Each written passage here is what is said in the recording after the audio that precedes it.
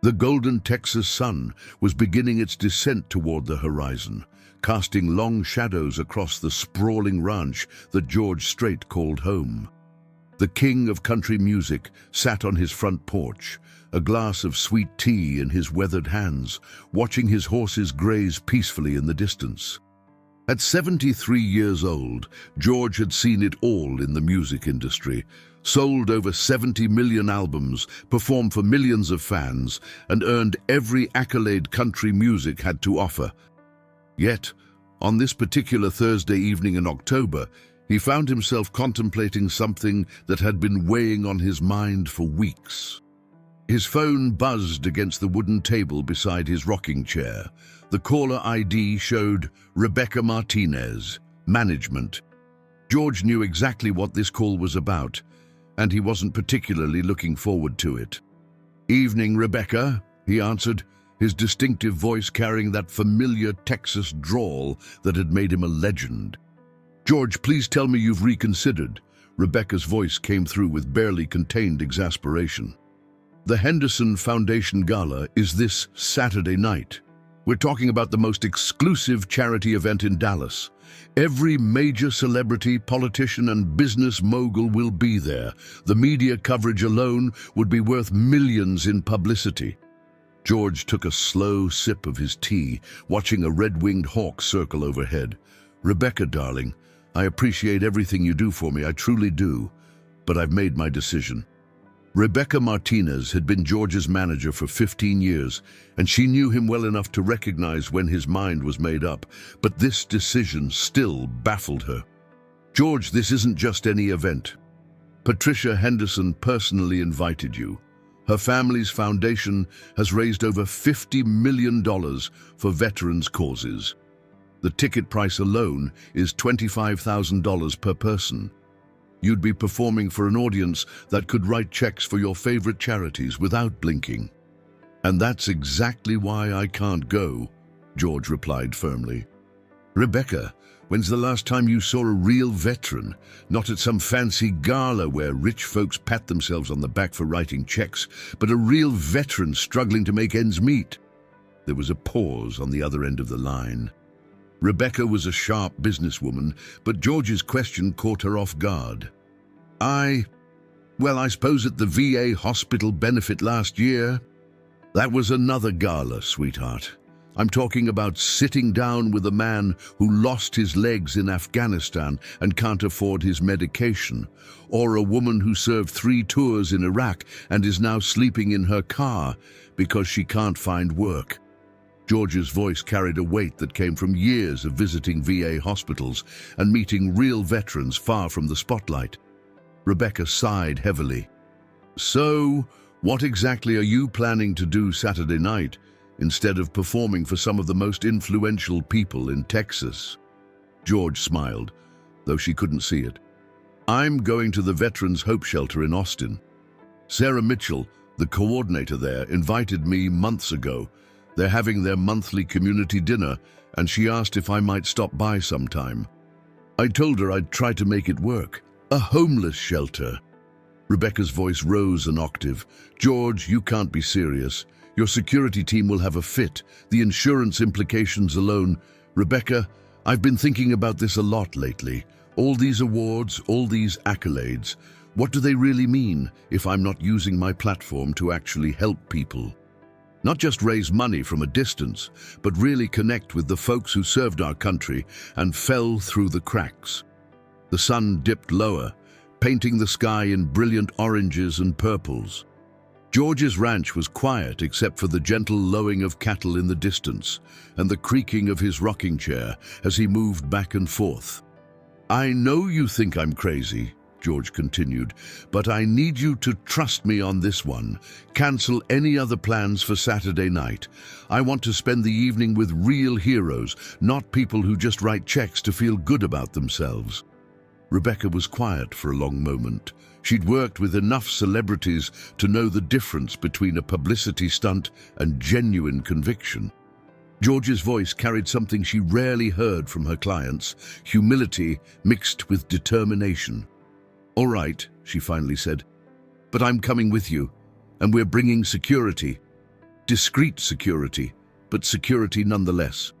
That's fine, as long as they understand this isn't a photo op. This is just me wanting to spend time with some folks who deserve better than what they've gotten. After hanging up, George sat in the gathering darkness, listening to the sounds of his ranch. His thoughts drifted to his own father, who had served in World War II and rarely spoke about his experiences. John Byron Strait Sr. had come home from the war, worked hard his entire life, and raised his family with the values of service and humility. George wondered what his father would think about the choice he was making. Inside the house, his wife Norma was preparing dinner. The smell of her famous chicken fried steak wafted out through the screen door, reminding George of how blessed he was to have a stable home, a loving family, and more than enough money to live comfortably. It made his decision feel even more right. The next morning, Friday, George drove into town to meet with Sarah Mitchell at the Veterans Hope Shelter. The facility was located in a converted warehouse on the east side of Austin, not far from the downtown area, but worlds away from the glitz and glamour of the music scene that had made George famous. Sarah Mitchell was a 45-year-old former Army nurse who had served 2 tours in Afghanistan before returning home and dedicating her life to helping homeless veterans. She was a small woman with prematurely gray hair and eyes that had seen too much. But her smile was genuine and warm when George pulled up in his modest pickup truck. "Mr. Strait, I can't believe you actually came," Sarah said, wiping her hands on her apron as she walked out to greet him. "Please, call me George, and I told you I'd try to make it work. I always keep my word when I can." Sarah led him through the facility, explaining their programs and introducing him to some of the staff. The shelter could house up to 60 people on any given night, with separate sections for men and women. They provided not just beds and meals, but also job training, addiction counseling, and help navigating the complex VA bureaucracy. "The hardest part," Sarah explained as they walked through the common area, "is that so many of these folks feel forgotten. They served their country, came home to a society that didn't quite know what to do with them, and fell through the cracks. Some struggle with PTSD, others with addiction, many with both. But they're all human beings who deserve dignity and respect." George nodded, taking in everything he saw. The facility was clean but obviously operating on a tight budget. The furniture was donated and mismatched, the walls needed fresh paint, and there was a general sense that everyone was making do with less than they needed. "What's your biggest challenge?" George asked. "Funding. Always funding. We rely on grants and donations, but it's never enough. We turn away at least 10 people every night because we simply don't have the space or resources. And the need keeps growing." As they talked, George noticed a man in his 60s sitting alone at a table in the corner, staring out the window. He wore a faded army jacket with sergeant stripes, and his gray hair was neatly combed despite his circumstances. "That's William Thompson," Sarah said quietly, following George's gaze. "Vietnam veteran, Purple Heart recipient. He's been with us for about 3 months now. Lost his job when the company downsized, couldn't make his rent. His VA benefits got held up in bureaucratic red tape, and before he knew it, he was on the street." George felt something tighten in his chest. "Mind if I go talk to him?" "Of course, Bill's a good man, just had some bad luck." George approached the table slowly, not wanting to startle the older man. "Mind if I sit with you for a bit?" William Thompson looked up, his eyes focusing on George's face. Recognition flickered there, but he didn't make a big deal of it. "Sure, have a seat. You're that country singer, aren't you?" "Guilty as charged. Name's George. Bill Thompson. Pleased to meet you." They shook hands, and George was struck by the firmness of Bill's grip and the dignity in his bearing despite his circumstances. "Sarah tells me you served in Vietnam." Bill's expression grew distant. 3 tours, 1967 to 1970. Came home to people spitting at us and calling us baby killers. Took me a long time to get past that. George leaned back in his chair. My dad served in World War II. Different war, different reception when he came home, but he never talked much about what he saw over there. Smart man. Some things are better left buried. Bill paused, then looked directly at George. What brings you to a place like this? Not exactly the Grand Ole Opry. George appreciated the man's directness. Honestly, I got invited to some fancy charity gala tomorrow night. Bunch of rich folks patting themselves on the back for writing checks. Decided I'd rather spend time with real people who've actually served our country. Bill studied George's face for a moment, as if trying to determine whether he was genuine or just another celebrity looking for a photo op. Whatever he saw, there seemed to satisfy him. Well, I appreciate that. Most folks drive by places like this and pretend we don't exist. They talked for another hour, with Bill sharing stories about his service, his struggles with readjusting to civilian life, and his current situation. George listened without judgment, asking questions that showed he was genuinely interested in Bill's experiences rather than just making conversation. When George finally left the shelter, he had made up his mind completely. Saturday night belonged to the Veterans Hope Shelter, regardless of what opportunities he might be missing at the Henderson Foundation Gala. That evening, George called his longtime friend and fellow musician, Tommy Jenkins, who had served in the Navy during the 1980s. Tommy, it's George. I need to ask you something, and I need you to be honest with me. Shoot, King George, what's on your mind? When you came back from the Navy, how were you treated? Did people appreciate your service, or did they just kind of ignore it? Tommy was quiet for a moment. You know, George, that's a complicated question. Most people said, thank you for your service if they said anything at all, but it often felt hollow, like they were checking a box rather than actually meaning it. Why do you ask? George told Tommy about his visit to the shelter and his decision about Saturday night. Tommy listened without interrupting, and when George finished, there was a long pause. George, you're doing the right thing. I wish more people in our position would make choices like that. Those folks at the shelter, they need to know that somebody still cares about them, that their service mattered. I just keep thinking about my dad, you know? He came home from the war and worked hard his whole life. Never asked for special treatment, never complained. But what if he had fallen on hard times? What if the VA had failed him like they've failed so many others? Would I want him sitting alone in some shelter, forgotten by the country he served? Your dad raised a good man, George. He'd be proud of the choice you're making. Saturday morning dawned crisp and clear, with the kind of blue sky that made Texas look like God's country. George woke early, as was his habit, and spent some time on the porch with his coffee, watching the sunrise paint the horizon in brilliant colors. Rebecca called around 10 o'clock, her voice resigned but supportive. I've arranged for discreet security, and I'll be there with you. I also took the liberty of having our catering company prepare some additional food for the shelter's dinner. If you're going to do this, we might as well do it right. That's thoughtful of you, Rebecca. Thank you. Don't thank me yet. Patricia Henderson called me personally this morning. She's not happy about your decision. She feels like you're snubbing her and everything her foundation stands for. George sighed. I'm sorry she feels that way. It's not personal, and it's not a judgment on her work. I just think there's value in getting your hands dirty sometimes instead of just writing checks. I explained that to her, but I don't think she understood. Just be prepared for some backlash in the media. Let them say what they want. I know why I'm doing this. The afternoon passed slowly, with George feeling a mixture of anticipation and nervousness about the evening ahead.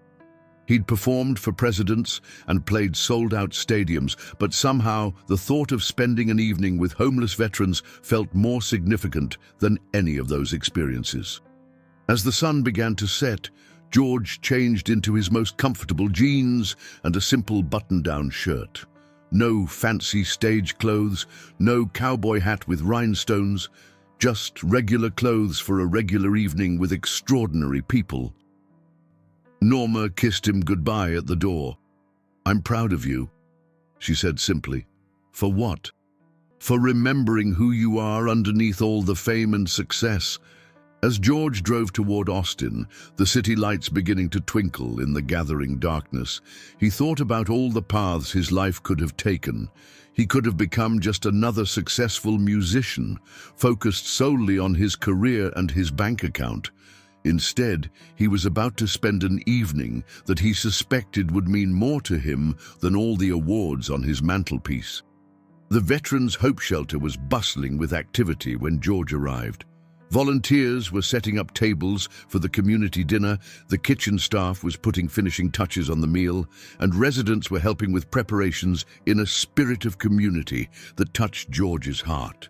Sarah Mitchell greeted him at the door, her smile even brighter than it had been the day before. "George, I can't tell you how much this means to everyone here. Word has gotten around, and we've got some residents who are more excited than I've seen them in months. I hope I don't disappoint them. Just be yourself. That's all anyone wants." As George walked into the main dining area, he saw familiar faces from his visit the day before, including Bill Thompson, who gave him a subtle nod of acknowledgement. But there were also new faces, men and women of various ages, all united by their service to their country and their current circumstances. The evening was about to begin, and George felt a sense of purpose that he hadn't experienced in years. This wasn't about his fame or his music career. This was about human connection, dignity, and remembering that everyone has a story worth hearing. The Veterans Hope Shelter's main dining hall buzzed with an energy that Sarah Mitchell hadn't seen in months. Word had spread through the veteran community that George Strait was coming to their monthly dinner, not for a photo opportunity or a brief handshake session, but to actually spend the evening with them. The residents moved about with a sense of purpose and pride that warmed Sarah's heart. George arrived at 5:30, just as the dinner preparations were reaching their final stages. He wore simple clothes, faded blue jeans, a plain white button-down shirt, and worn leather boots that had seen many miles. Rebecca Martinez followed close behind, accompanied by two discreet security personnel who looked more like regular volunteers than bodyguards. "Mr. Strait, George," Sarah corrected herself as she led him through the facility. "I'd like you to meet some of our residents and volunteers before dinner starts." The first person she introduced him to was Marcus Rodriguez, a 34-year-old former Marine sergeant who had served 3 tours in Afghanistan. Marcus stood tall despite the prosthetic leg that replaced the limb he'd lost to an IED in Helmand Province. His dark eyes held the intensity of someone who had seen combat, but his smile was genuine as he extended his hand to George. "Sir, it's an honor to meet you," Marcus said, his handshake firm and confident. "My unit used to listen to your music during downtime. Carrying your love with me got us through some tough nights." George was struck by the young man's bearing. Despite his circumstances, Marcus carried himself with the pride and discipline of a Marine. "The honor's mine, son. Sarah tells me you help run the job training program here." "Yes, sir. I coordinate the automotive repair training." "Turns out, if you can fix a Humvee under fire, civilian cars aren't that complicated." Marcus's laugh was easy, but George caught the hint of something deeper, a determination to rebuild his life despite the obstacles. "How long have you been here?" George asked. "About 8 months now. Lost my job at the dealership when they downsized. Couldn't make rent with my disability payments alone. But this place isn't just a shelter for me. It's become home. Sarah and her team, they don't just give us a bed, they give us hope." George noticed how Marcus spoke about the shelter with genuine affection rather than shame. There was no self-pity in his voice, just gratitude mixed with determination. Next, Sarah introduced him to Jennifer Walsh, a 41-year-old former Army medic who had served in Iraq. Jennifer was helping in the kitchen, her graying blonde hair pulled back in a practical ponytail. Her hands moved efficiently as she arranged dinner rolls in baskets, the muscle memory of someone accustomed to working under pressure. Jennifer completed her nursing degree last year through our education program, Sarah explained with obvious pride. She starts work at Austin Regional Medical Center next month. Jennifer wiped her hands on her apron before shaking George's hand. Mr. Strait, thank you for coming. It means more than you probably realize. Congratulations on the nursing job. That's a big accomplishment. Jennifer's smile was tinged with emotion. 2 years ago, I was sleeping in my car and drinking a bottle of vodka every night to forget what I saw in Fallujah. Sarah and the folks here, they saved my life. Now I get to help save other people's lives. George was struck by the transformation Jennifer described so matter-of-factly. What made the difference? Honestly, someone believing I was worth saving.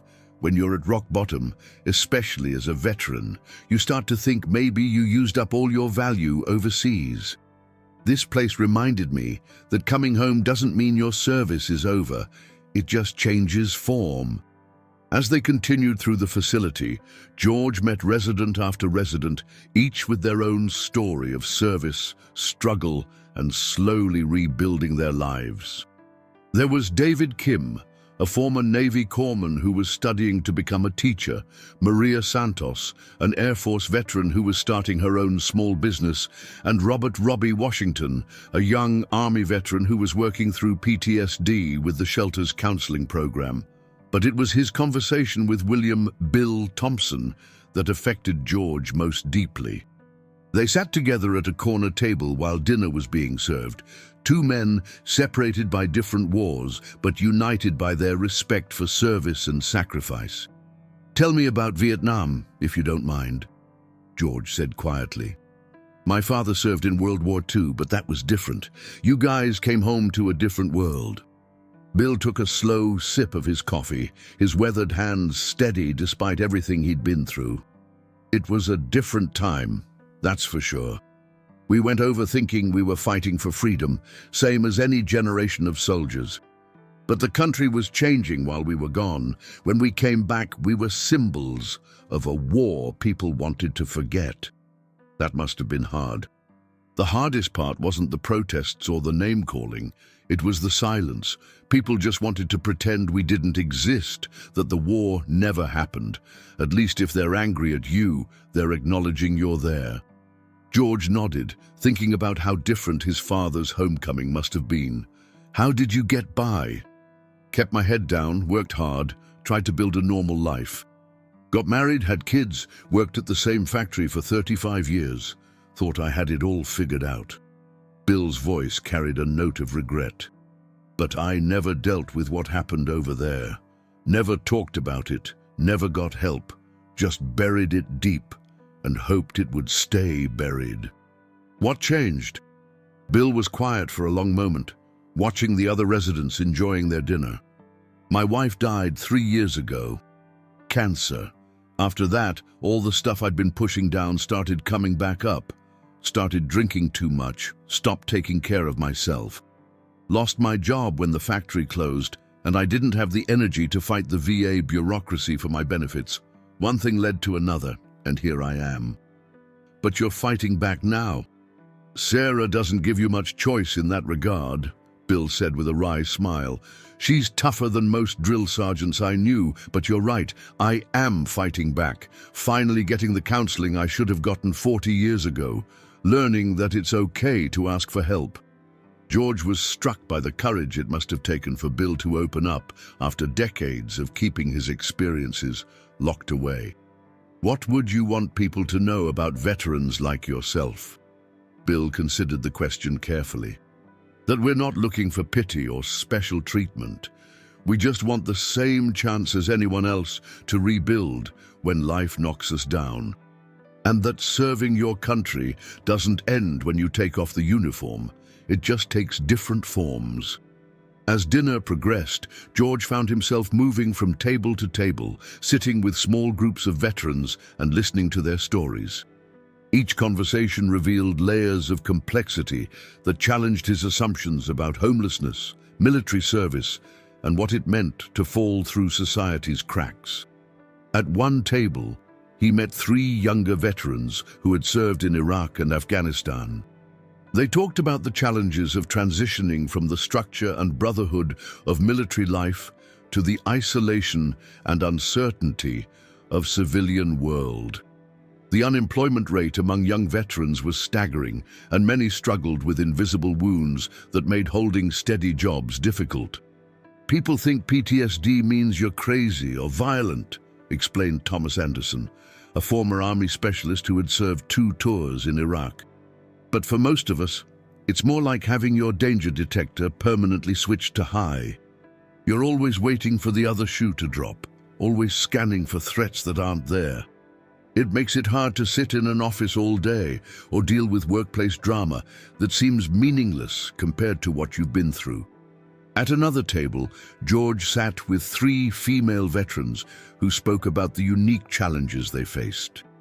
Military sexual trauma, struggling to access services in a system designed primarily for male veterans, and the particular stigma that came with being a homeless woman veteran.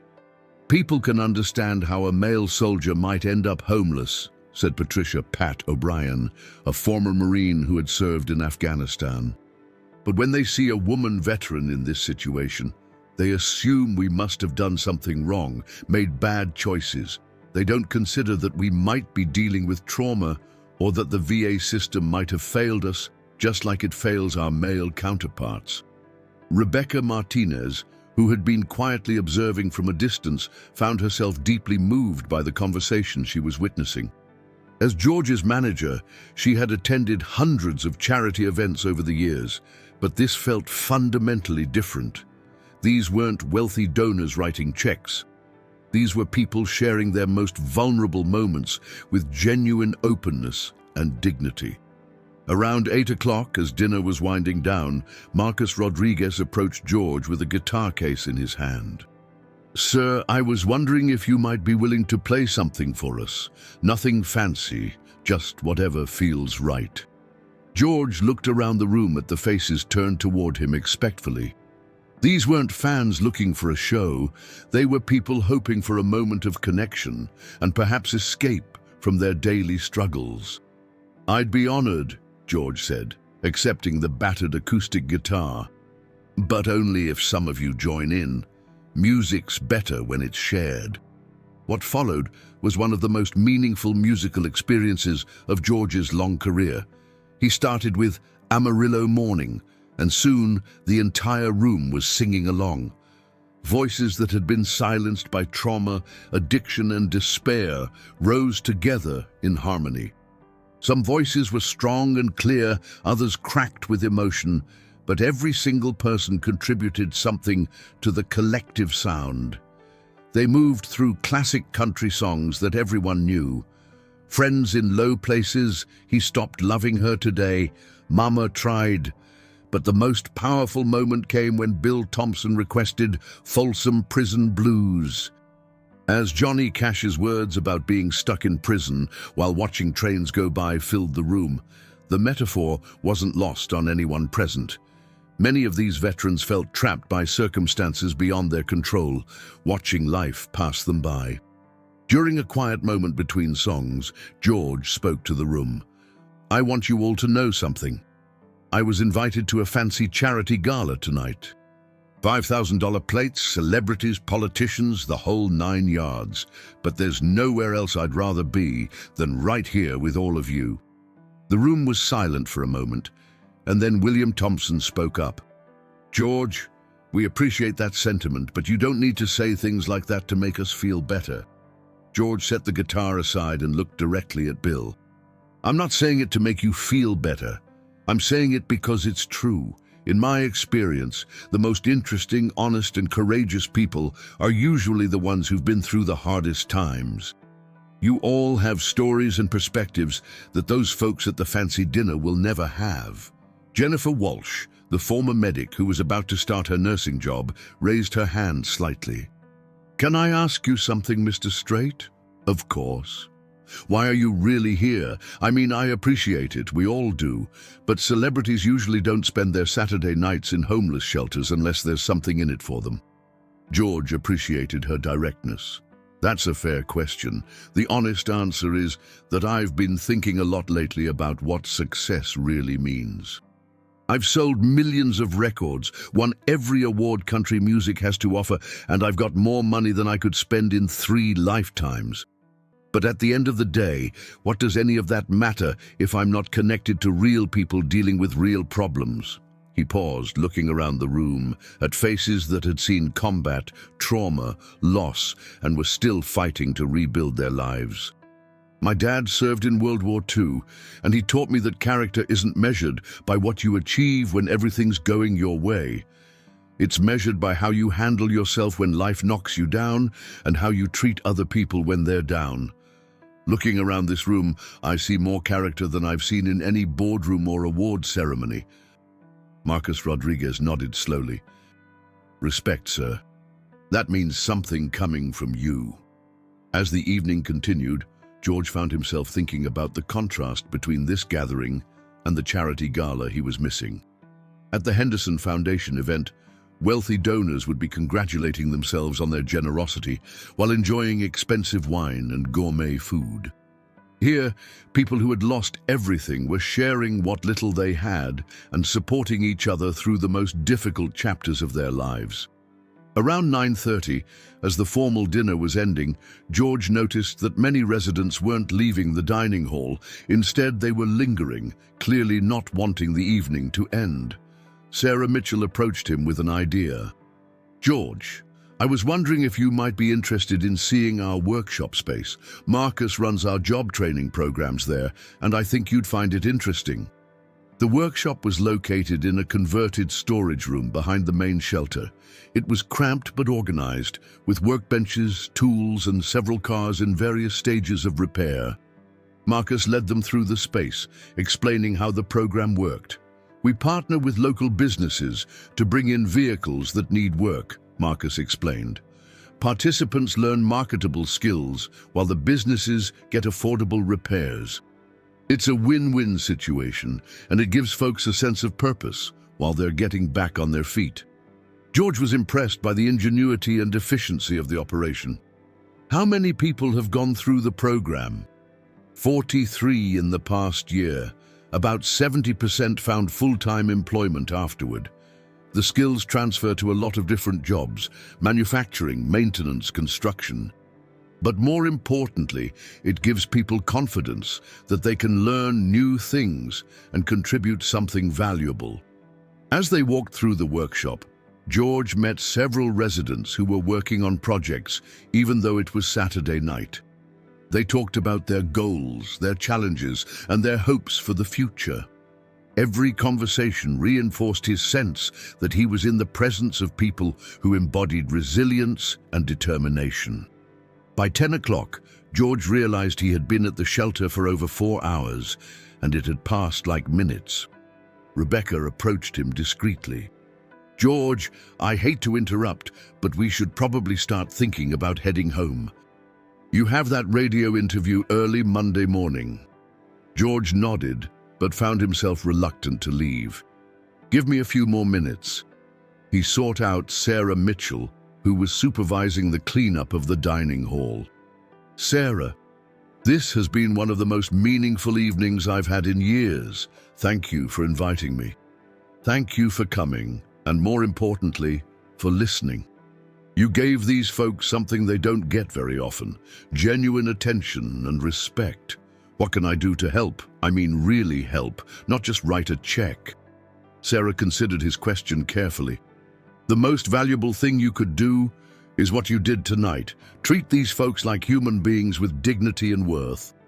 But if you're serious about wanting to help more, we could use someone with your platform to tell their stories. Not for publicity, but to help people understand that homeless veterans aren't statistics. They're individuals who served their country and deserve better." George shook hands with as many residents as he could before leaving, promising several that he would return soon. Bill Thompson walked him to the door. "George, thank you for treating us like people tonight, not charity cases. Thank you for sharing your stories with me. I learned more tonight than I have in months." As George drove home through the quiet Texas night, he felt a profound sense of purpose that had been missing from his life for longer than he cared to admit. The glittering lights of Austin faded in his rearview mirror, but the faces and voices of the evening stayed with him. When he arrived home, Norma was waiting up for him. "How was it?" she asked simply. George sat down beside her and tried to find words for what he had experienced. Humbling, inspiring, real in a way that nothing in the music business ever is. "Tell me about it." And so George spent the next hour sharing the stories he had heard, the courage he had witnessed, and the sense of perspective he had gained. As he talked, he realized that the evening at the Veterans Hope Shelter hadn't just been about helping others. It had reminded him of who he was beneath all the fame and success. Sunday morning arrived with the kind of crisp October air that made Texas feel like paradise. George woke before dawn, as was his habit, but instead of his usual routine of coffee on the porch and reading the newspaper, he found himself thinking about the faces and voices from the night before. William Thompson's quiet dignity, Marcus Rodriguez's determined optimism, Jennifer Walsh's hard-won wisdom, their stories had lodged themselves somewhere deep in his chest. By 7 o'clock, his phone was already ringing. Rebecca Martinez's voice carried a note of tension that immediately put George on alert. "George, we need to talk. The entertainment media is having a field day with your decision last night." "What are you talking about?" "Patricia Henderson gave an interview to Entertainment Tonight.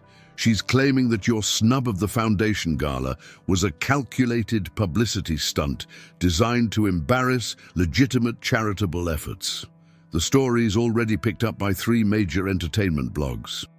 George poured himself a cup of coffee and walked out to his porch, where the morning sun was just beginning to paint the horizon in soft pastels. "Let me guess. She's questioning my commitment to veteran causes. Worse, she's suggesting that your visit to the homeless shelter was orchestrated by your publicity team to generate controversy and media attention. She's calling it poverty tourism and claiming that you exploited vulnerable veterans for your own image." The accusation hit George like a physical blow. The evening at the Veterans Hope Shelter had been one of the most genuine experiences of his life, and to have it characterized as a publicity stunt felt like a betrayal of everything those veterans had shared with him. What else is being said? Mixed reactions. Some entertainment reporters are calling it refreshing that a major celebrity chose substance over glamour. Others are echoing Henderson's criticism. But George, there's something else you need to know. Someone leaked that you were there, and apparently a photographer managed to get some pictures from outside the shelter. George's stomach tightened. "Please tell me there aren't photos of the residents." "No, thank God. Just you arriving and leaving. But the point is, word is getting out, and not all of it is positive." After hanging up with Rebecca, George sat in his rocking chair for a long time, watching his horses graze in the distance. The peace of his ranch felt almost surreal compared to the chaos that was apparently erupting in the media. But what bothered him most wasn't the criticism. He'd been in the entertainment business long enough to develop thick skin. What bothered him was the possibility that the controversy might somehow harm the Veterans Hope Shelter or embarrass the residents who had welcomed him so warmly. Around 9 o'clock, he made a decision that surprised even himself. He called Sarah Mitchell. "Sarah, it's George Strait. I hope I'm not calling too early." "George, not at all. Actually, I was hoping to hear from you today. We've had some interesting developments this morning. If it's about the media attention, I want to apologize. I never intended for any of this to create problems for you or the shelter." Sarah's laugh was warm and genuine. "George, you might want to hold off on that apology. Our phone has been ringing off the hook since about 6 this morning, but not with complaints. We've received over 30 calls from people wanting to volunteer, and our online donation page has raised more money in the past 3 hours than we usually see in a month." George was stunned. Really? Really? Whatever controversy is swirling around in the entertainment world, it's having the opposite effect here in the real world. People are responding to the idea that someone famous chose to spend time with homeless veterans instead of at a fancy party. It's resonating with folks who maybe feel like charity has become too disconnected from the people it's supposed to help. Relief flooded through George, followed quickly by something else, a sense of responsibility he hadn't expected. "Sarah, what can I do to help channel this attention in the right direction? I don't want this to be a flash in the pan that dies out when the media moves on to the next story." "Funny you should ask. I was calling to invite you to something. We're planning a fundraising event for next month. Nothing fancy, just a community barbecue where people can meet our residents and learn about our programs. Would you consider being our guest speaker?" George didn't hesitate. "I'd be honored." After ending the call with Sarah, George spent the rest of the morning fielding phone calls from various media outlets wanting his response to Patricia Henderson's criticism. He declined most interviews, but agreed to speak with Miranda Thompson, a journalist from the Austin American-Statesman who had a reputation for thoughtful reporting on veteran issues. "Mr. Strait, Patricia Henderson has characterized your visit to the Veterans Hope Shelter as a publicity stunt. How do you respond to that?" George had thought carefully about how to address this accusation. "Miranda, I understand why some people might be skeptical. We live in a world where a lot of celebrity charity work is more about image than impact. But I'd invite anyone who questions my motives to spend an evening at the Veterans Hope Shelter themselves. Talk to Marcus Rodriguez about losing his leg in Afghanistan and then rebuilding his life through sheer determination. Listen to Bill Thompson describe what it was like to come home from Vietnam to a country that wanted to forget he existed. Those conversations aren't publicity stunts. They're reminders of what real courage and resilience look like." "What made you choose the shelter over the Henderson Foundation Gala?" "I've been to plenty of charity galas over the years, and while they serve a purpose, there's something to be said for getting your hands dirty and connecting with people on a human level. Writing a check is important, but it's not the same as sitting down with someone and listening to their story." "Do you plan to continue your involvement with the shelter?" "Absolutely. This isn't a one-time thing for me. These folks have given their best years to serve our country, and when they hit hard times, we owe them more than bureaucratic indifference. We owe them the same loyalty and commitment they showed us." Later that afternoon, George received an unexpected phone call from Marcus Rodriguez. "Mr. Strait, George. I hope I'm not overstepping by calling you directly. Sarah gave me your number." "Not at all, Marcus. It's good to hear from you. How are you doing?" "Good, sir. Actually, I'm calling because I wanted you to know that what you did last night meant a lot to all of us, but especially to some of the guys who don't usually open up to outsiders. After you left, Bill Thompson talked more than I've heard him talk in the entire 8 months I've known him." George felt a warmth spread through his chest. Bill's a good man. He's been through more than most people could handle. "That's exactly what I wanted to talk to you about. See, Bill hasn't just been dealing with homelessness. He's been dealing with survivors' guilt and depression that goes back to Vietnam. Last night was the first time I've ever seen him smile, really smile, and this morning he asked me to help him write a letter to his daughter." "His daughter?" "He hasn't spoken to her in over 2 years. After his wife died, he pushed everyone away, including his kids. But something about your conversation with him last night made him realize he still has things worth fighting for." George had to sit down. The idea that his simple act of listening had somehow helped a Vietnam veteran reconnect with his family was overwhelming. Marcus, I don't know what to say. You don't need to say anything, sir. I just wanted you to know that real change happened last night, and it's still happening today. That's not something you get at fancy charity dinners.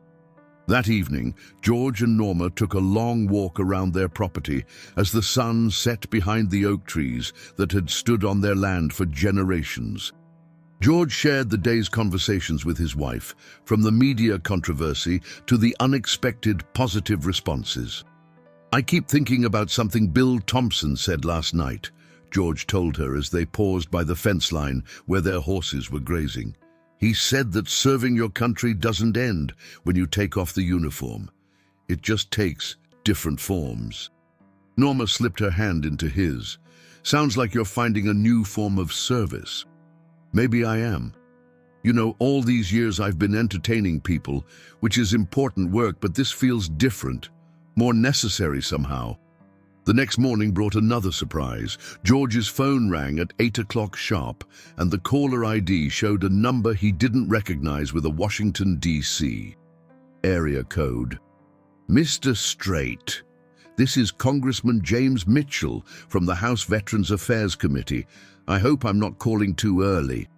George was immediately alert. Not at all, Congressman. What can I do for you? I'll cut right to the chase, sir. Your visit to the Veterans Hope Shelter has caught the attention of several committee members. We've been working on legislation to increase funding for veteran homeless services, but we've been struggling to get public attention for the issue. Would you consider testifying before our committee about what you observed at the shelter? The request caught George completely off guard. Congressman, I'm honored by the invitation, but I'm not sure what I could add to the conversation. I'm a country singer, not a policy expert. Mr. Strait, with respect, that's exactly why we need you. We have plenty of policy experts, but what we don't have is someone with your platform who can speak to the human side of this issue. Your decision to skip a high-profile charity event to spend time with homeless veterans has already generated more attention for veteran homelessness than our committee has managed in the past year. George spent the rest of the morning researching the legislation Congressman Mitchell had mentioned and consulting with Rebecca about the logistics of testifying before Congress. By noon, he had made his decision. Rebecca, I'm going to do it. George, are you sure? Testifying before Congress is a big step. It's going to put you squarely in the political arena, and that's not always comfortable territory for entertainers. I'm not doing this as an entertainer. I'm doing this as someone who spent one evening listening to heroes that our system has failed. If I can use my platform to help folks like Marcus and Bill and Jennifer, then that's what I'm going to do. That afternoon, George drove back to the Veterans Hope Shelter to discuss the congressional testimony with Sarah Mitchell and some of the residents. He found Marcus Rodriguez in the workshop, teaching 2 new participants how to change brake pads on a donated Honda Civic. Marcus, can I talk to you for a minute?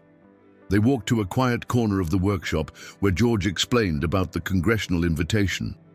Marcus listened intently, his expression growing more serious as George described the legislation and the potential impact of his testimony.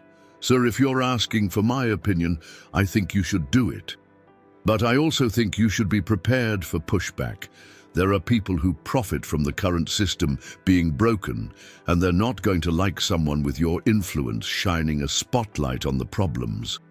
What kind of pushback? Political attacks, probably. They'll question your expertise, your motives, maybe even your patriotism. It's easier to attack the messenger than address the message. George nodded, appreciating Marcus's straightforward assessment. Are you willing to help me prepare? I want to make sure I represent your experiences accurately. Absolutely, sir. But I want to ask you something first. Why are you really doing this? I mean, you could write a check for more money than this place sees in a year and call it good. Why are you willing to put yourself out there politically? George considered the question carefully. Because writing a check doesn't change the fact that we have heroes sleeping on the streets. And because every time I think about my father coming home from World War II, I wonder what would have happened to him if the system had failed him the way it's failed so many others. That evening, George sat down with Norma and explained the congressional testimony opportunity. She listened without interruption, asking thoughtful questions about the potential implications for their privacy and his career. "What does your gut tell you?" she asked finally. "That this is bigger than my comfort zone or my career. That sometimes you have to stand up for what's right, even if it's complicated." Norma smiled. "Then you have your answer." Over the next few days, George worked with Marcus Rodriguez, Sarah Mitchell, and several other veterans to prepare for his congressional testimony. They shared statistics about veteran homelessness, personal stories about navigating the VA system, and insights about what programs actually worked versus what looked good on paper. The more George learned, the more determined he became to speak truth to power. He discovered that veteran homelessness wasn't just a matter of insufficient funding. It was also a problem of bureaucratic inefficiency, lack of coordination between agencies, and programs that were designed by people who had never experienced homelessness themselves. "The thing that frustrates me most," Jennifer Walsh told him during one of their preparation sessions, "is when people act like we're asking for charity. We're not asking for charity. We're asking for the country we served to live up to its promises. When you sign up to serve, there's an implicit contract that if you give your best years to your country will take care of you if you fall on hard times." By Thursday, word of George's upcoming congressional testimony had leaked to the media, generating another wave of coverage. This time, however, the response was more uniformly positive. Veteran advocacy groups praised his willingness to use his platform for policy advocacy, and several other celebrities announced their own plans to visit veteran service organizations. But the most meaningful response came from an unexpected source. George received a handwritten letter delivered to his ranch, postmarked from a small town in East Texas. "Dear Mr. Strait," the letter began in shaky but legible handwriting. "My name is Dorothy Thompson, and I am the daughter of William Thompson, whom you met at the Veterans Hope Shelter. My father called me yesterday for the first time in over 2 years. He told me about meeting you and about the conversation you had about service and second chances. I want you to know that your kindness to him has given our family something we thought we had lost forever. Hope that Dad might find his way back to us. Whatever criticism you might be facing in the media, please know that you have made a real difference in real lives. Thank you for seeing my father as the hero he is, even when he couldn't see it himself." George read the letter 3 times, his eyes blurring with emotion. This was why he was willing to face congressional questioning and media scrutiny, not for abstract policy goals or political points, but for the possibility that a Vietnam veteran might reconnect with his daughter and remember that his life still had value and purpose.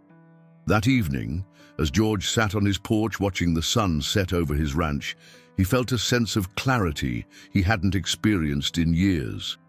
The past week had reminded him that success wasn't measured in album sales or award show appearances. Real success was measured in human connections, in using whatever platform you had to lift up others, and in remembering that everyone had a story worth hearing. His phone buzzed with a text message from Marcus Rodriguez. "Sir, Bill Thompson asked me to tell you that he's having dinner with his daughter this weekend.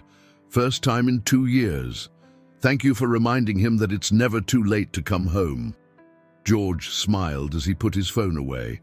Tomorrow he would fly to Washington, D.C.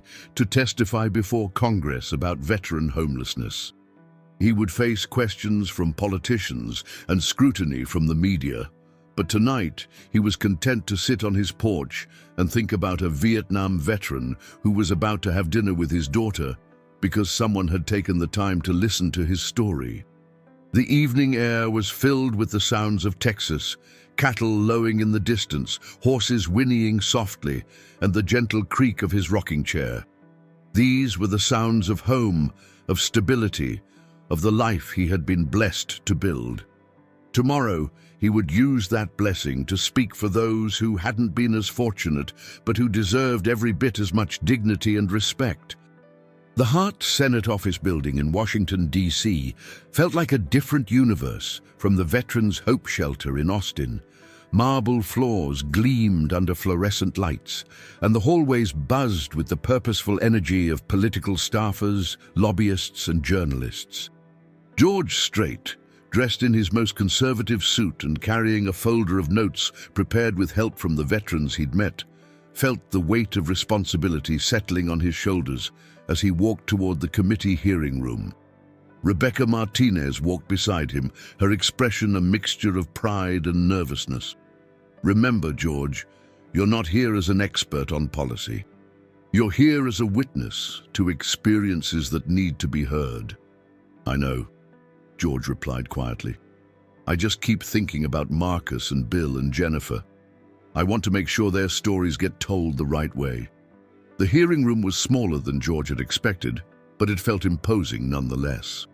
C-SPAN cameras were positioned to capture every moment, and the witness table faced a raised dais where committee members would sit in judgment. George had performed for audiences of 60,000 people, but this felt more intimidating than any concert stage. Congressman James Mitchell, the committee chair who had invited George to testify, approached him before the hearing began. He was a tall man in his 50s, with graying hair and the bearing of someone who had served in the military himself. "Mr. Strait, thank you for coming. I want you to know that this committee takes veteran homelessness very seriously, and your willingness to speak about it publicly has already helped us build momentum for our legislation." "I appreciate that, Congressman. I just hope I can do justice to the stories I've heard. Tell it like you saw it, and you'll do fine." As the hearing room filled with committee members, staff, and observers, George noticed several familiar faces in the gallery. Sarah Mitchell had flown in from Austin, along with Marcus Rodriguez, who sat in his dress blue marine uniform, with his Purple Heart proudly displayed. Their presence gave George courage and reminded him why he was there. Committee Chair Mitchell called the hearing to order promptly at 10 o'clock. "Today we're examining the state of veteran homelessness in America and discussing H.R. 2847, the Comprehensive Veterans Housing Security Act. Our first witness is Mr. George Strait, the renowned country music artist, who will share observations from his recent visit to a veteran homeless shelter in Austin, Texas."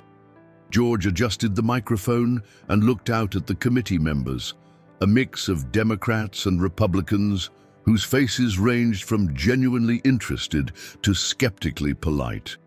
"Thank you, Chairman Mitchell and distinguished members of the committee. I want to start by saying that I'm not here as a policy expert or a politician.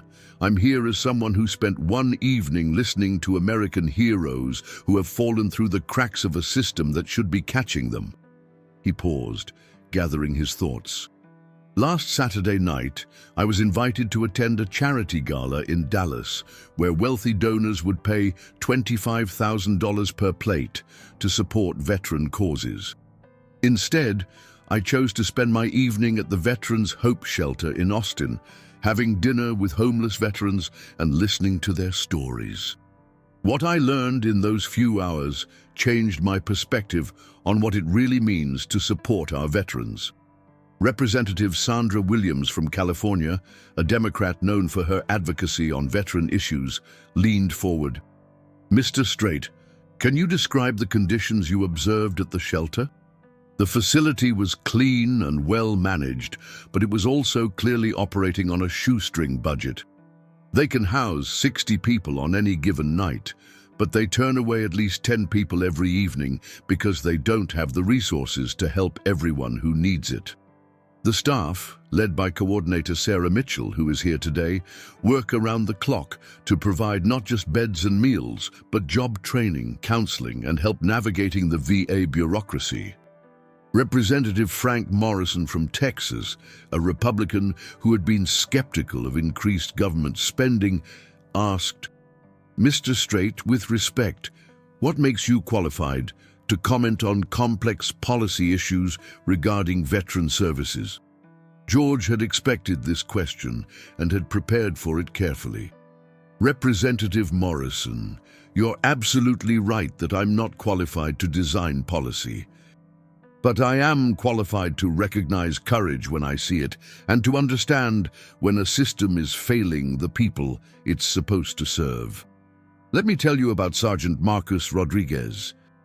George described Marcus's service in Afghanistan, his Purple Heart, his struggle with unemployment despite his skills and work ethic, and his determination to help other veterans through the shelter's job training program.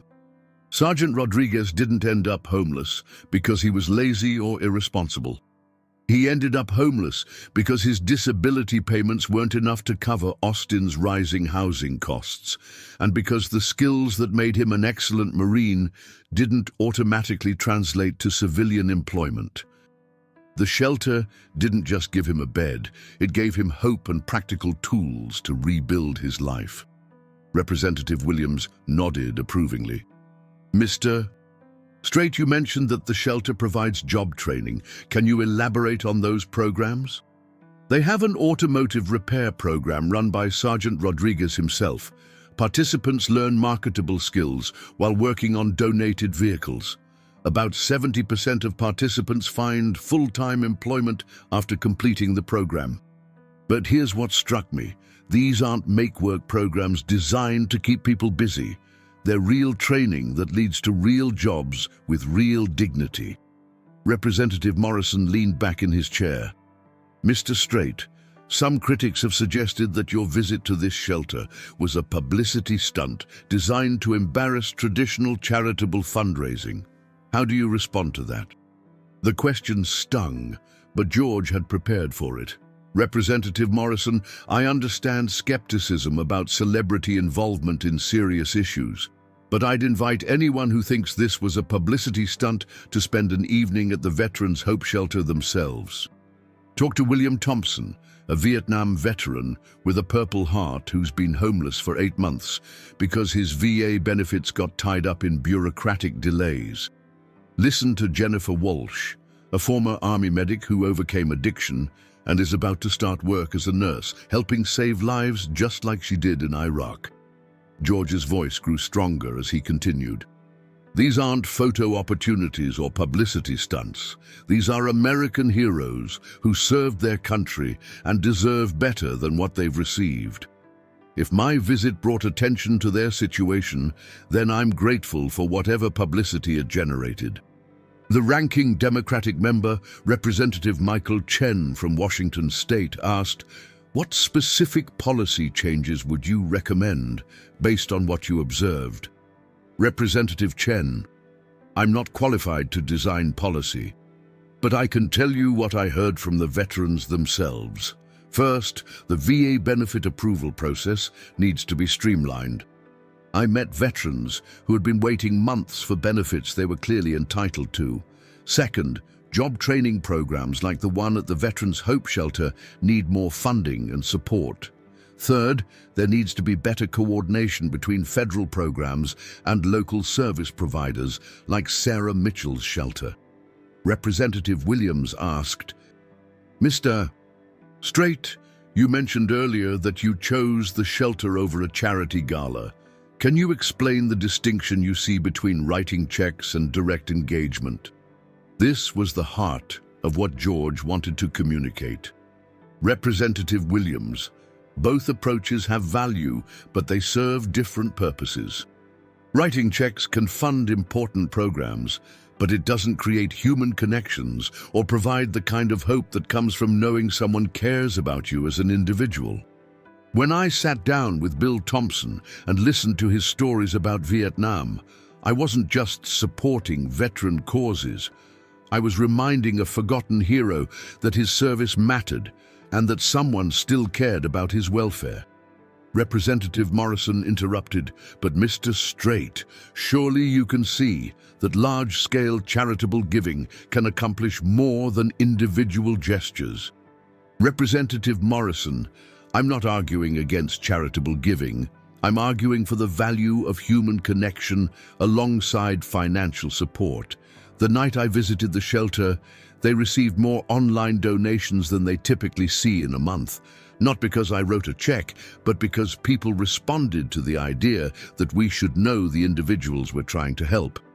Representative Chen leaned forward. Can you elaborate on that point?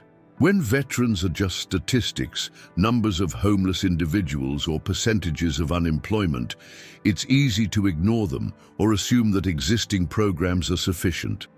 But when you meet Marcus Rodriguez and see his determination to turn his life around, or when you watch Jennifer Walsh describe how she overcame addiction to become a nurse, these aren't statistics anymore. They're real people with names and faces and stories that demand our attention. Representative Williams asked, "What was the most surprising thing you learned during your visit?" George thought carefully about his answer. The resilience and dignity of the veterans I met, despite everything they'd been through, combat trauma, financial hardship, homelessness, they maintained their sense of honor and their commitment to helping each other. They weren't looking for pity or special treatment. They just wanted the same opportunity as anyone else to rebuild their lives with dignity. The questioning continued for another hour, with committee members probing various aspects of George's observations and their policy implications. Some representatives were clearly supportive of increased funding for veteran homeless services, while others remained skeptical of government spending solutions. Representative Morrison asked a final pointed question. "Mr. Strait, critics might argue that celebrity involvement in policy issues is ultimately counterproductive because it oversimplifies complex problems. How do you respond?" George had been dreading this question, but was ready for it. Representative Morrison, I think there's a difference between oversimplifying problems and humanizing them. Yes, veteran homelessness is a complex issue with no easy solutions, but at its core, it's about human beings who served their country and deserve our support when they fall on hard times.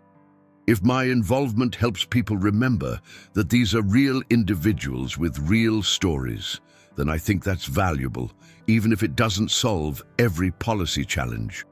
When the formal questioning ended, George was approached by several committee members who wanted to continue the conversation privately. Representative Williams thanked him for his testimony and asked if he would be willing to meet with veteran service organizations in her district. Representative Chen inquired about the possibility of organizing similar shelter visits for other committee members, but the most meaningful moment came when Marcus Rodriguez approached George after the hearing. "Sir, you did exactly what needed to be done. You told our stories with respect and dignity, and you didn't try to be something you're not. That testimony is going to make a difference." Sarah Mitchell joined them, her eyes bright with emotion. "George, I've been advocating for veteran homeless services for 15 years, and I've never seen a congressional hearing generate this much positive attention. Whatever happens with the legislation, you've already helped us by making people care about this issue." That evening, George and Rebecca had dinner at a quiet restaurant near their hotel. The day had been emotionally exhausting, and George found himself processing everything that had happened. "How do you think it went?" Rebecca asked. "I think I said what needed to be said. Whether it makes a difference in terms of policy, I don't know. But at least those veterans' stories got heard by people who can potentially do something about their situations." Rebecca smiled. "You know, when I first became your manager, I thought my job was to maximize your earnings and protect your image. But watching you this past week, I realize there are more important things than money and fame." "Such as?" using whatever platform you have to stand up for people who can't stand up for themselves. The next morning, George woke to find his phone buzzing with messages from journalists, fellow musicians, and advocacy organizations. His congressional testimony had been covered extensively by C-SPAN and picked up by major news outlets. The response was overwhelmingly positive, with veteran advocacy groups praising his willingness to use his celebrity status for policy advocacy. But the message that meant the most came from an unexpected source, a text from William Thompson's daughter, Dorothy. "Mr. Strait, I watched your testimony yesterday on C-SPAN.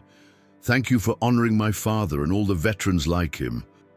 Dad and I had dinner last night, and he told me he's ready to start getting help for his depression and PTSD. You gave him hope that it's not too late to rebuild his relationship with our family.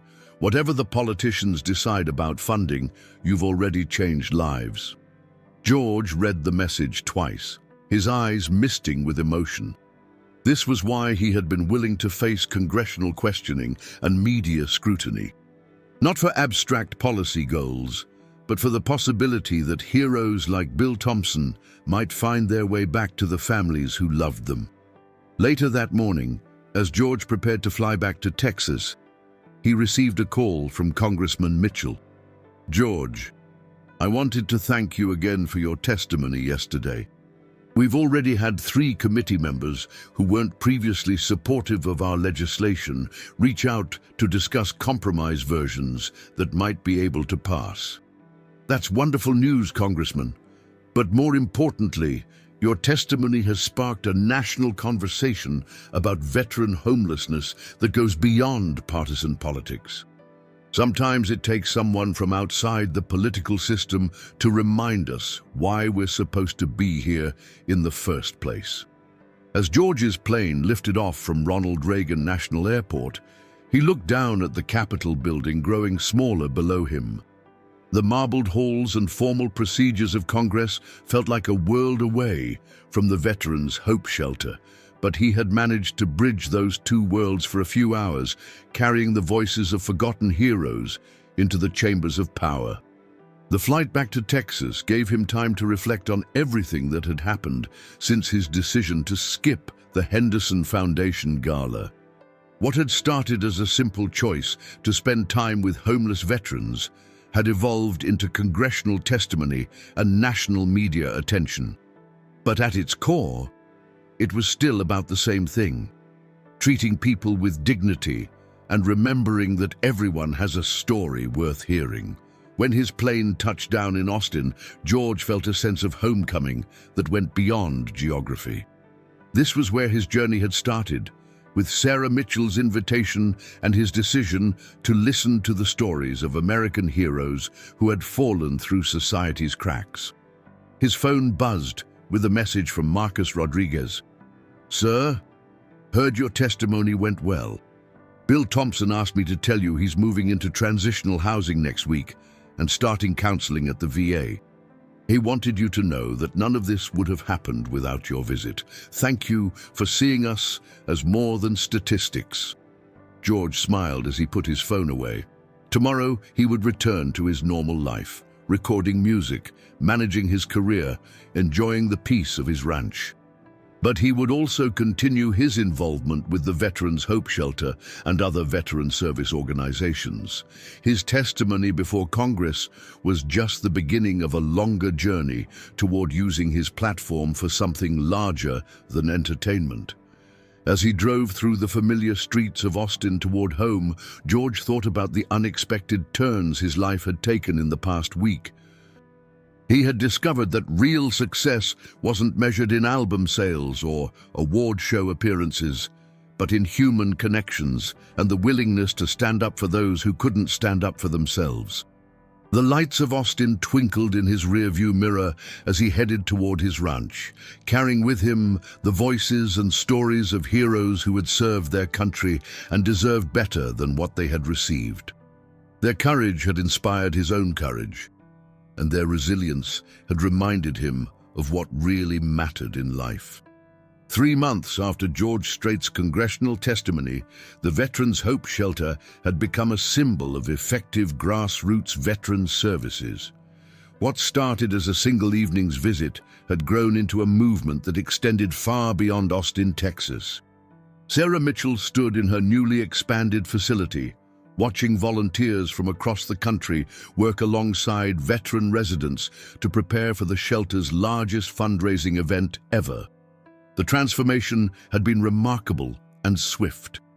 George's testimony had helped secure passage of a modified version of the Comprehensive Veterans Housing Security Act, which increased federal funding for veteran homeless services by 40%.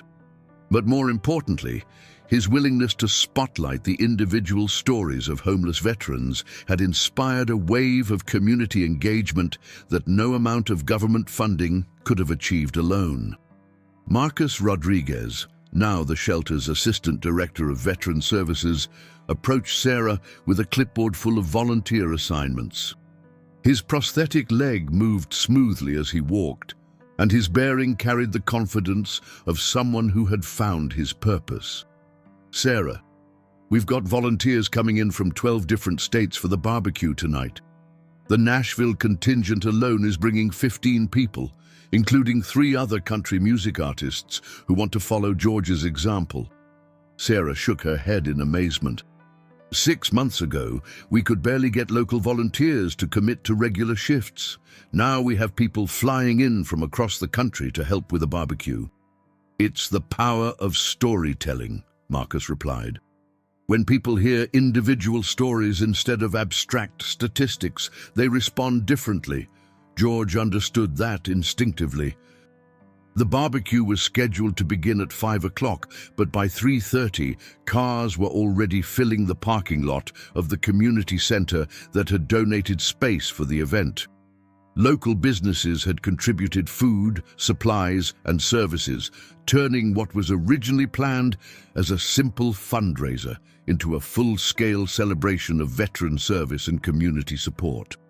George arrived at 4 o'clock, driving his modest pickup truck and wearing the same simple clothes he had worn to his first visit to the shelter. But this time, he wasn't arriving alone.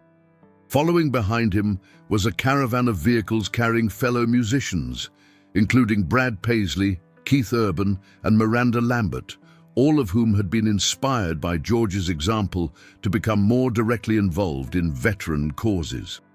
Jennifer Walsh, now 6 months into her nursing job at Austin Regional Medical Center, greeted George at the entrance to the community center. She wore scrubs decorated with small American flags, a gift from her veteran patients at the hospital. "George, I can't believe how much has changed since that first night you visited us. This barbecue would have been impossible back then." "The only thing I did was listen," George replied. "You and Marcus and Bill and everyone else at the shelter did all the real work. Don't sell yourself short. Sometimes listening is the most powerful thing you can do." Inside the community center, George was struck by the energy and optimism that filled the space. Veterans who had been residents of the shelter were now serving as volunteer coordinators, sharing their stories with newcomers and explaining the programs that had helped them rebuild their lives. The atmosphere was festive but purposeful, celebratory but grounded in serious mission.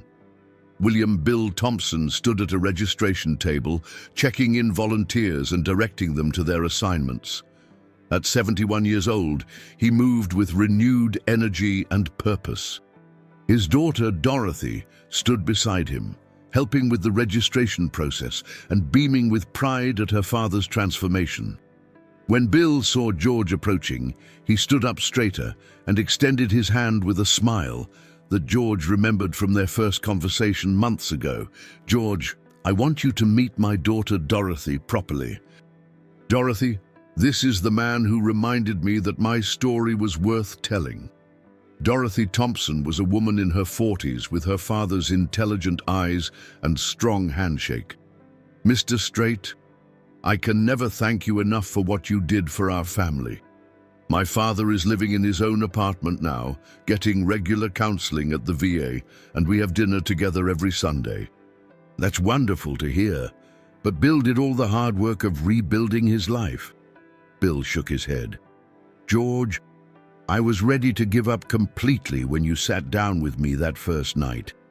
I'd convinced myself that I was just a burden on everyone around me.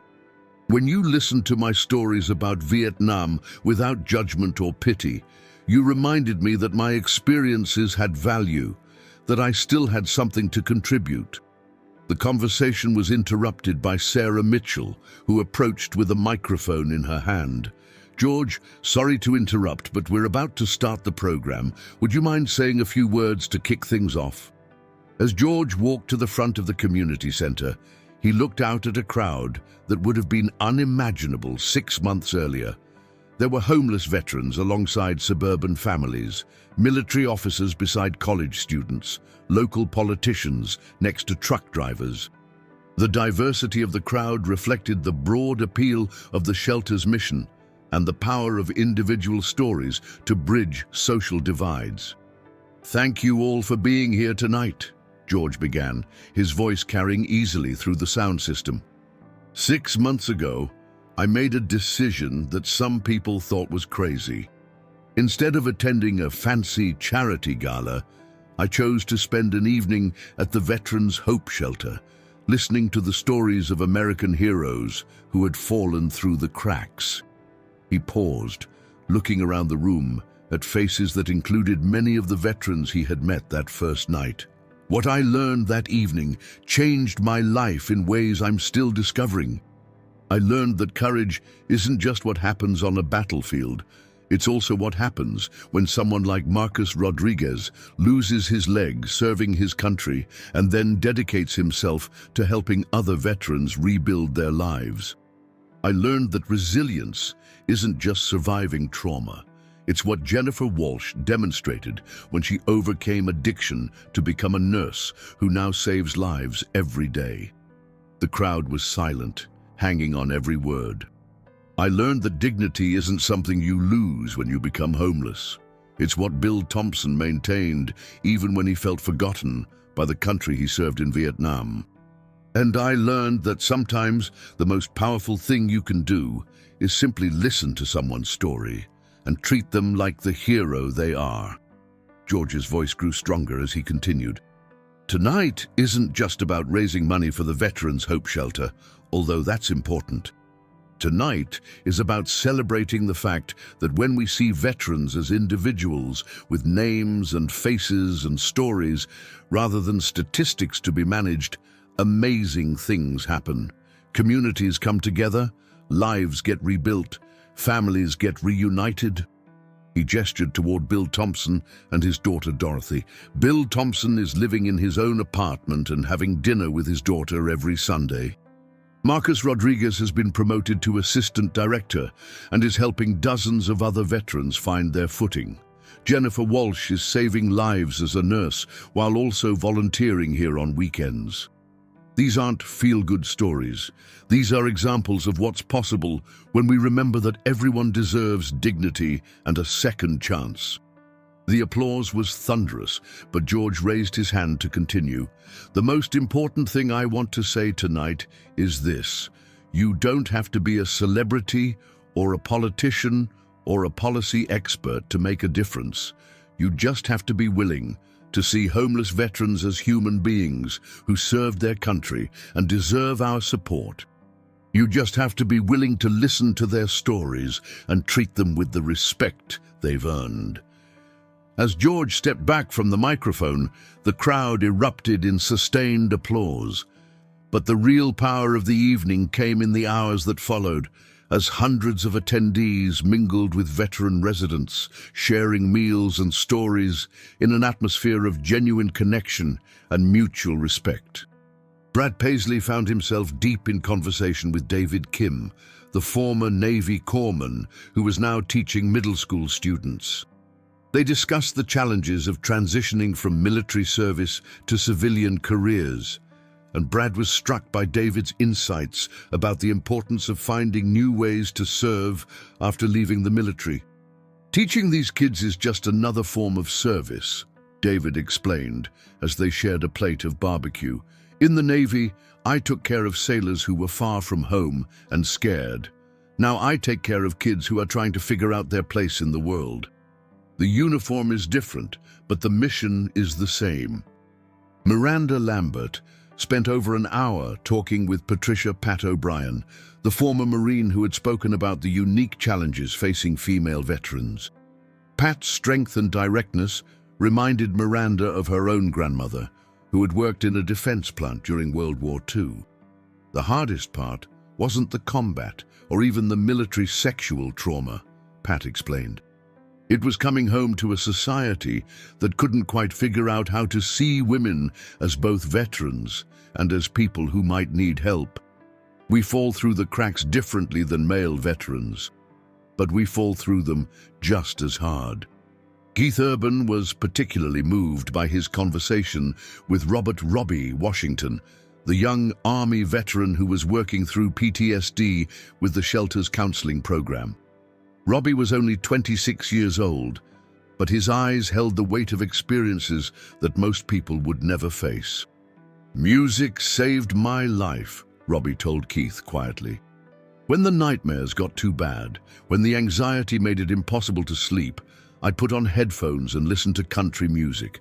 Your songs, George's songs, Chris Stapleton, the stories in those songs reminded me that other people had been through hard times and made it through." The conversation prompted Keith to make an impromptu announcement later in the evening. Standing on the small stage where a local band had been playing, he addressed the crowd. "I've been playing music for over 20 years, and I've always known that songs can touch people's lives.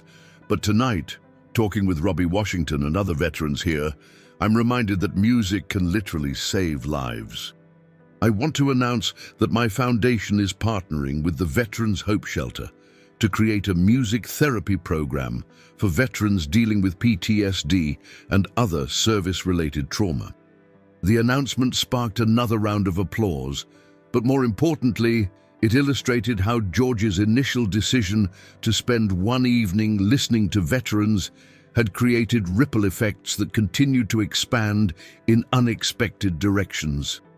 Dr. Amanda Foster, a psychiatrist who specialized in treating veteran trauma, had driven down from Dallas specifically to attend the barbecue. She had been following the media coverage of George's shelter visits and congressional testimony, and she was interested in understanding how community-based approaches like the Veterans Hope Shelter complemented traditional VA treatment programs. "What I'm seeing here tonight challenges some assumptions about how we approach veteran care," she explained to Sarah Mitchell as they watched volunteers and veterans sharing stories around picnic tables. "The medical model focuses on treating symptoms and disorders, which is important.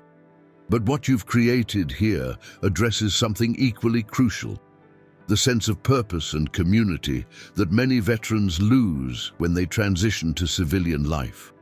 Sarah nodded thoughtfully. "We've always believed that healing happens in relationship with other people. You can't treat PTSD or addiction or homelessness in isolation. Our veterans need medical care, absolutely, but they also need to feel valued and useful and connected to something larger than themselves." Dr. Foster was particularly interested in Marcus Rodriguez's role as assistant director. Having a veteran who has successfully navigated the challenges of homelessness and disability serve in a leadership position sends a powerful message to other veterans. It's not just "you can get better," it's "you can get better and then help others get better too." As the evening progressed, George found himself in conversation with Congressman James Mitchell, who had flown in from Washington specifically to attend the barbecue. The congressman was pleased to report that the legislation George had supported in his testimony was not only being implemented effectively, but had become a model for other veteran service initiatives. "George, your testimony helped us understand that effective veteran services aren't just about funding levels. They're about program design and community engagement." The Veterans Hope Shelter model is being replicated in 8 other cities, with federal support but local leadership. George was gratified to hear about the policy successes, but he was more interested in the individual stories of transformation that continued to emerge from the shelter. Congressman, policy matters, but what really matters are the folks like Bill Thompson who are rebuilding their lives with dignity. Absolutely. And that's why tonight is so important. This barbecue isn't just a fundraiser, it's a demonstration that sustainable veteran services require community buy-in, not just government programs. As the formal program wound down around 8 o'clock, many attendees lingered, reluctant to end conversations that had proven more meaningful than anyone had anticipated. George noticed clusters of people exchanging contact information, making plans for ongoing volunteer commitments, and discussing ways to replicate the shelter's programs in their own communities. Rebecca Martinez, who had initially been skeptical of George's decision to get involved with veteran issues, approached him with a satisfied smile. "George, I owe you an apology. When you first told me you wanted to skip the Henderson Foundation Gala to visit a homeless shelter, I thought you were making a career mistake. But watching what's happened over the past 6 months, I realize you weren't just making a career decision, you were making a life decision." "What do you mean?" "You found something that gives your platform real purpose beyond entertainment. The music will always be important, but this work with veterans has given you a way to use your success for something larger than yourself." George considered her observation as he looked around the community center at veterans and volunteers, still deep in conversation. "You know, Rebecca, I think you're right. But it's not just about using my platform for something larger. It's about remembering that everyone has a story worth hearing, and that sometimes the most important thing you can do is simply pay attention to people who feel forgotten." The final significant moment of the evening came when Dorothy Thompson approached the microphone to make an unscheduled announcement. Her voice was shaky with emotion, but her message was clear and powerful. 6 months ago, my father and I hadn't spoken in over 2 years. He was living in this shelter, struggling with depression and survivor guilt that went back to Vietnam. I had given up hope that we would ever have a relationship again. She paused, looking around the room at faces that were hanging on every word. "Tonight, my father is living in his own apartment, getting regular counseling, and we have dinner together every Sunday. This transformation didn't happen because of government programs or professional therapy alone, although those were important. It happened because someone took the time to listen to his story and remind him that his life still had value." Dorothy's voice grew stronger as she continued. "George Strait could have spent that Saturday night at a fancy party with rich people congratulating themselves on their generosity. Instead, he chose to sit down with my father and treat him like the hero he is. That simple act of human connection started a chain reaction that has transformed not just my father's life, but our entire family." The crowd was silent, moved by the raw emotion in Dorothy's voice. "I want everyone here tonight to remember that you don't need to be famous or wealthy to make this kind of difference in someone's life. You just need to be willing to see veterans like my father as human beings who served their country and deserve our respect and support." As Dorothy stepped away from the microphone to sustained applause, George felt a deep sense of satisfaction that had nothing to do with his music career or public recognition. This was what success actually looked like. Not awards or album sales, but human connections that created positive change in real people's lives. The barbecue officially ended at 9 o'clock, but cleanup took another 2 hours as volunteers worked alongside veteran residents to restore the community center to its original condition. The collaborative spirit of the evening continued even through the mundane task of washing dishes and folding tables. As George finally prepared to leave, he was approached by a young man he didn't recognize, a veteran in his late 20s with the bearing of someone who had served in combat. "Mr. Strait, my name is Daniel Martinez. I drove here from San Antonio tonight because I heard about what you've been doing with veteran issues." George shook the young man's hand, noting the firm grip and direct eye contact that spoke to military training. "I'm glad you came, Daniel. Are you currently receiving services through the VA?" Daniel's expression grew complicated. "That's actually why I wanted to talk to you. I've been struggling since I got back from Afghanistan 2 years ago. PTSD, unemployment, relationship problems, the whole package. I've been to the VA, but it feels like I'm just another case number in an overwhelmed system." George listened intently, recognizing the pattern he had heard from so many other veterans. Tonight, watching how the folks here interact with each other, seeing how veterans like Marcus Rodriguez have found ways to rebuild their lives while helping others, it's the first time I've felt hopeful in months. What can we do to help? I was wondering if there might be a way to start something like this shelter in San Antonio. Not exactly the same, but something that focuses on connection and community rather than just processing people through programs. George looked around the community center, where volunteers and veterans were still working together to clean up after the evening's event. The energy and purpose he observed gave him confidence that Daniel's instincts were correct. "Daniel, let me connect you with Sarah Mitchell and Marcus Rodriguez. They've learned a lot about what works and what doesn't in community-based veteran services. More importantly, they understand that the most effective programs are led by veterans themselves." As George finally drove home through the quiet Texas night, he reflected on the journey that had brought him to this point. 6 months ago, he had been a successful country music artist looking for something more meaningful than award shows and charity galas. Tonight, he had witnessed the power of human connection to create positive change in ways that no amount of money or government programming could achieve alone. His phone buzzed with a text message from Marcus Rodriguez. "George, thank you for everything you've done for our community.